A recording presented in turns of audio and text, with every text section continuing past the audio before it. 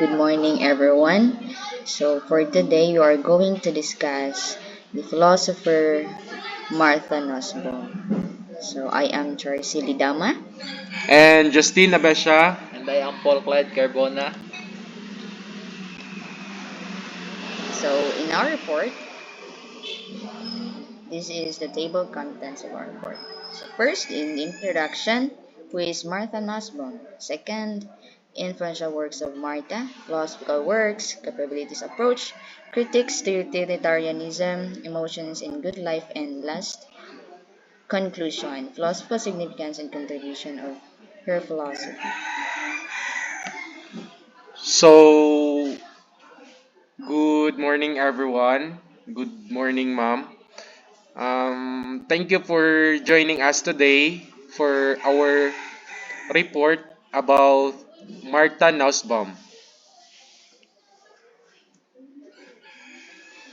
Who is Martha Nussbaum? Martha Nussbaum is an American philosopher born on May 6, 1947 in New York City. She is current earned from Distinguished Service Professor of Law and Ethics at the University of Chicago, where she is jointly appointed in the law school and the philosophy department. Nussbaum has written 26 books, with one shortly forthcoming, say titles of Pride, Sexual Abuse, Accountability, and Reconciliation, and the three in a progress in She edition. She has published about 500 articles and edited 26 books. Her books have been translated into dozen languages. She received the 2016 Kyoto Prize in Arts and Philosophy, the 2018 Berggruen Prize for Philosophy and Culture, and the 2021 Halberd Prize. So there are three types that Martha's contribution.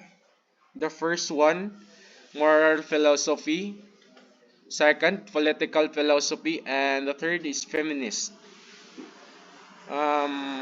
Moral philosophy by Nussbaum works in moral philosophy centered on the concept of human capabilities, arguing for a flourishing life, um, basic human needs met. Um, for example, here, guys, Nussbaum argues that justice is not achieved by merely providing economic sources, but by granting individual choice regarding their own life.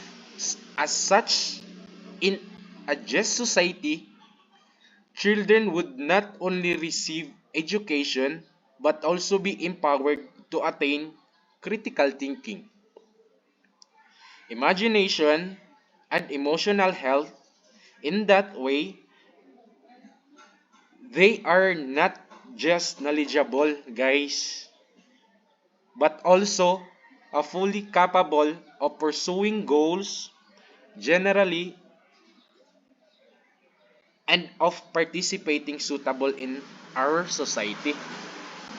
So, the second one is political philosophy. Political philosophy, she advocates for a liberal political framework that protects individual rights and freedoms, emphasizing the importance of justice and equality. So, kani, um, Nussbaum says that maintains that a just society would ensure all children are provided with equal education, irrespectively of their class. Such educational system would not only be a fundamental of it, but also it cultivating a critical thinking as well as love for diversity. As a result, the structure will ensure reduced inequalities in that individual would be educated, having a chance to participate in social life and earning their living. So,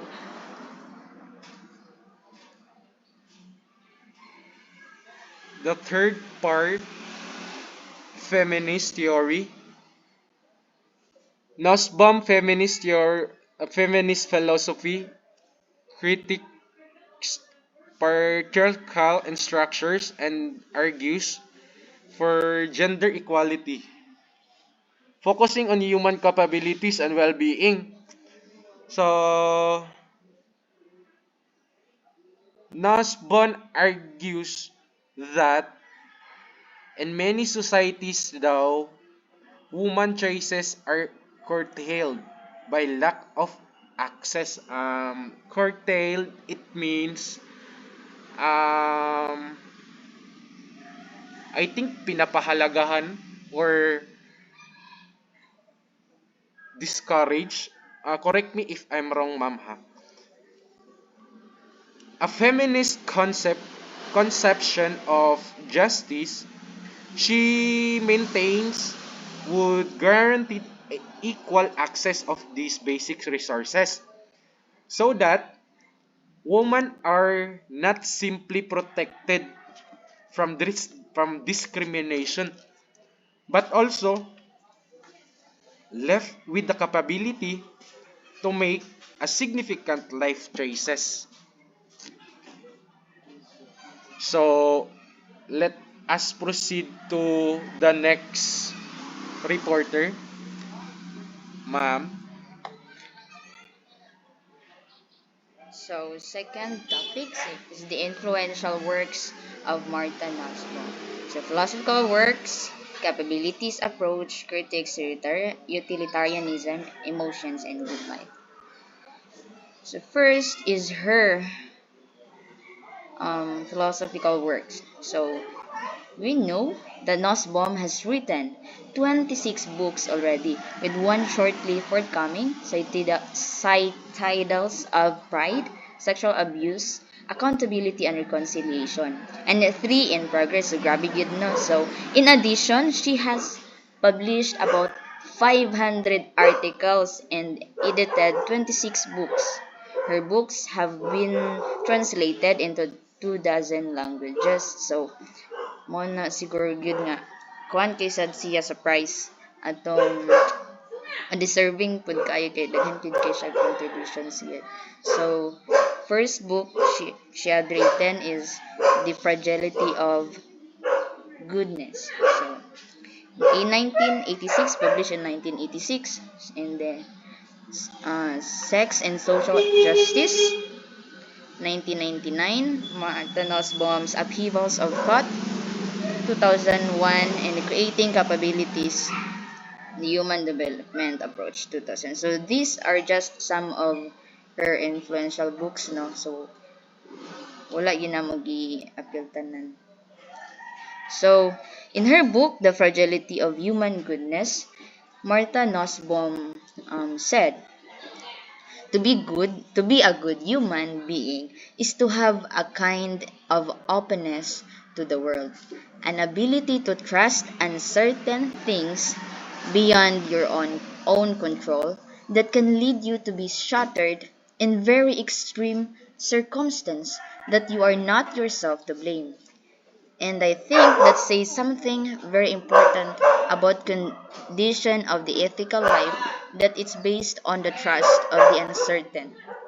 A willingness to be exposed is based on being to be more like a plant than a jewel. So these are just a transcript of Martha Nussbaum during the interview. No? So In her book, The Fragility of Human Goodness, so her main thesis is that human goodness is a fragile thing.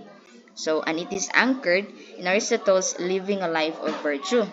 So, according to Martha, um, human goodness is like a plant, and the gardener is what the role of politics is. So, just like Aristotle, according to Martha, virtue is enough only if they are given decent support, decent love. So, in our everyday living now, we are facing dilemmas. So, di ba, sa in in every time we decide one choice or option, kanang murag ma-challenge gyud ang ato ang trust, no, sa ato ang decision. And then um that becomes the fragility of human goodness. So for example niya ato is um ang expedition ni Agamemnon, which kanang iyahang gisacrifice iyahang daughter, so para daw makadaog siya sa war sa katong Trojan.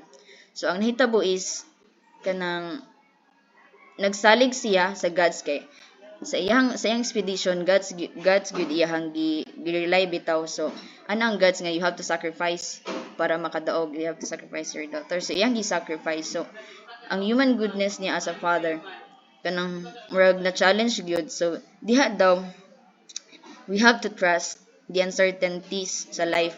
So murag gyapon siya absurdism bitaw. So that's the fragility of human goodness.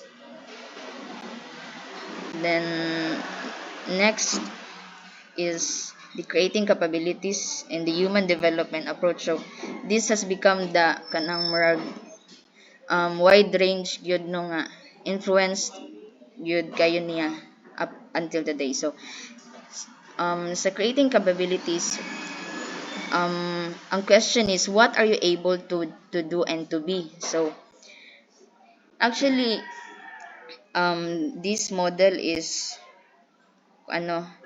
copied from Amartya Sen. So they have common arguments, but they have also distinctions when it comes to capability. What are those capabilities? Kasi Martha emphasis also the poverty.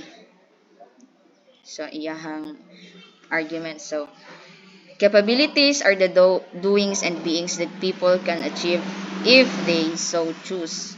So functionings are the capabilities that have been realized. So the capabilities are things that you are able to do or to be, and the functions is those capabilities that have been realized. So imo nang nabuhat nga nakaingon ka, hala nabuhat ito na, so I'm capable of.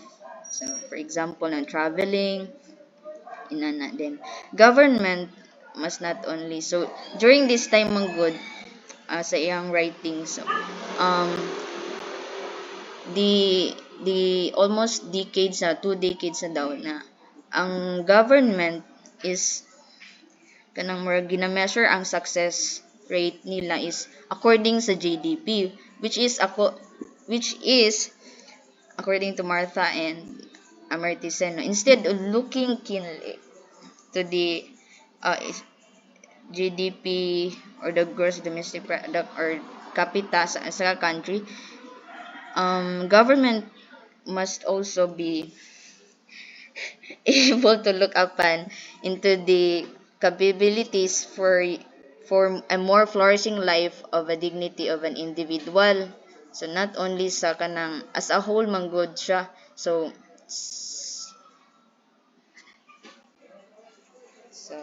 that's the model. So human development, voice and autonomy, agency to do or to achieve what is valued in the functionings and capabilities. Cycle na siya. So next, we are going to discuss si Paul, si capabilities approach further.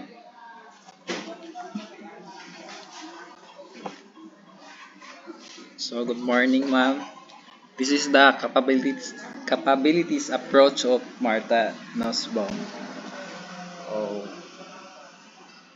Martha Nussbaum capabilities approach is a philosophical framework that emphasizes the importance of certain fundamental capabilities that individuals need to lead a truly flourishing life.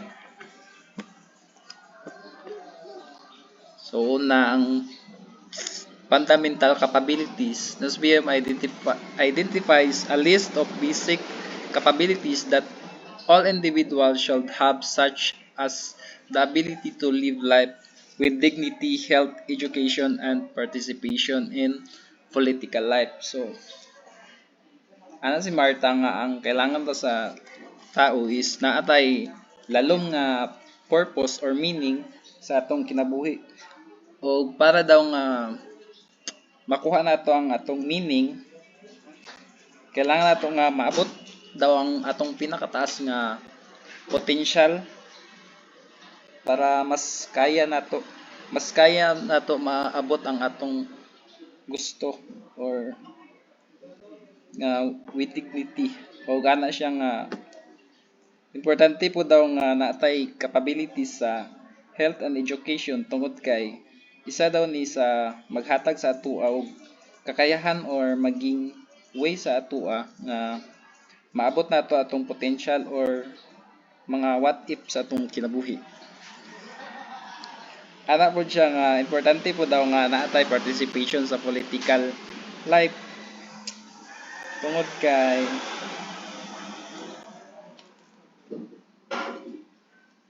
ang atong emotion daw naay purpose sa political life kay pwede daw siya magtulod sa atoa sa nga mulihok para sa ikamaayo sa tanan. Dayon ana siya nga naapod negative impact ang emotion sa politika kay parehas sa kahadlok or kasuko o kapungot nato sa isa ka tao is isa daw na siya kahinungdan sa negative results sa political. So, focus on functioning. The approach emphasizes the actual functioning of individual, meaning what they are able to do and be in their lives rather than simple their material possessions. So, there is a focus functioning is isa ni siya ka human development para magamit nato atong abilities or potential o para maabot nato atong mga happiness. Kailangan daw nato nga as a human being dili lang ta sa material nga butang makabase kundi pati sa atong emotion or intellectual aspects sa atong kinabuhi. So kailangan daw nato nga open ta sa tanang opportunities sa pag-improve sa atong iya nga mga abilities para mahimong malipayon. So, sa application to policy, the capabilities approach has been influential in shaping development policies promoting human well-being and emphasizing individual freedoms. So, sa application policy, para kay Marta, ang application policy dili lang sa philosophical or academic discipline kundi isa ni siya ka importante nga guide sa pagbuo sa isa ka mas pag-un daw nga society. Ana si Marta nga ang pag-apply daw nato sa application policy or sa philosophical nga prinsipyo sa atong adlaw-adlaw nga kinabuhi, pwede daw siya um, pwede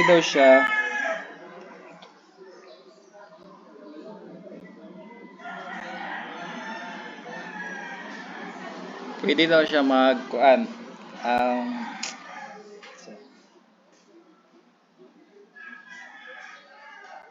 pwede siya mag-epekto sa ato sa positive nga kabaguhan sa atong sarili o sa atong palibot. So, dire na punta sa utilitarianism, focus on happiness.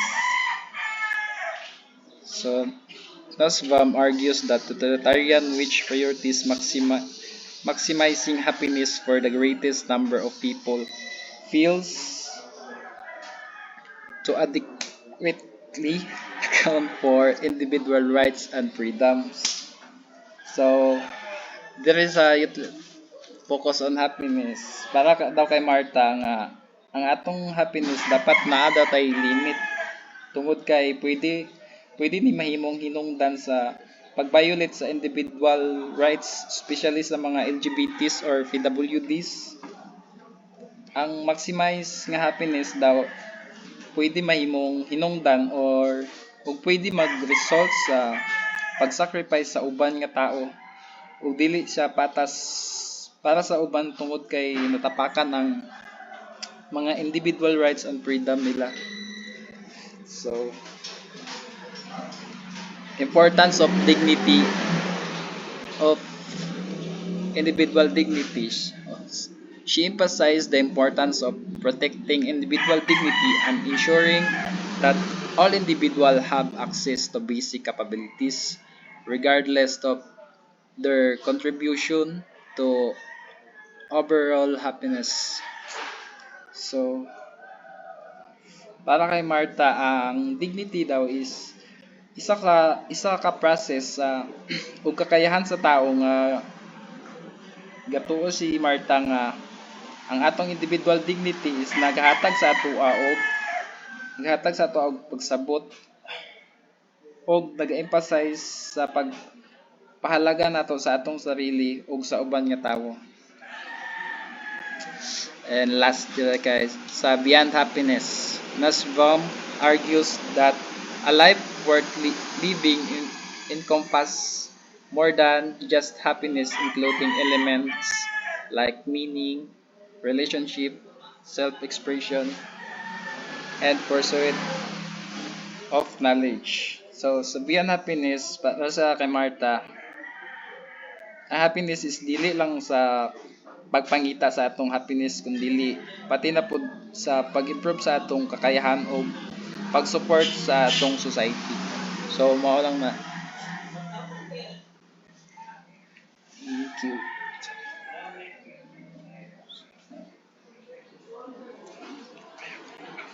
So,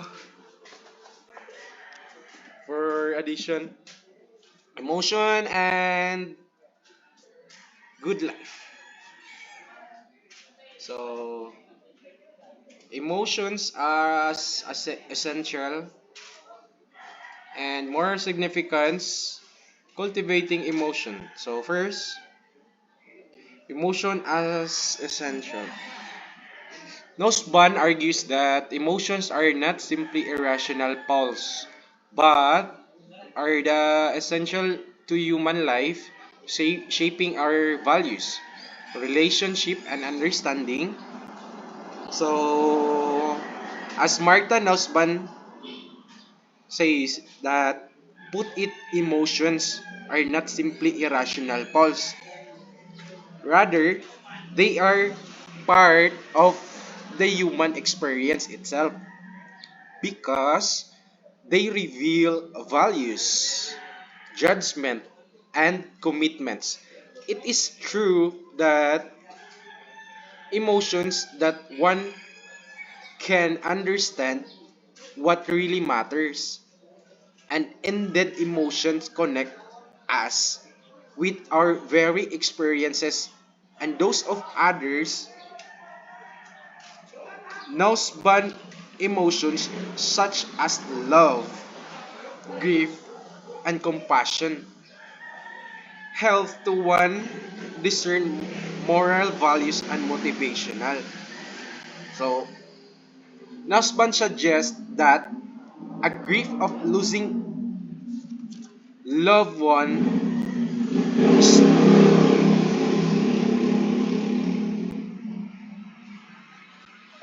is more than for uncontrollable passion. So next, moral significance.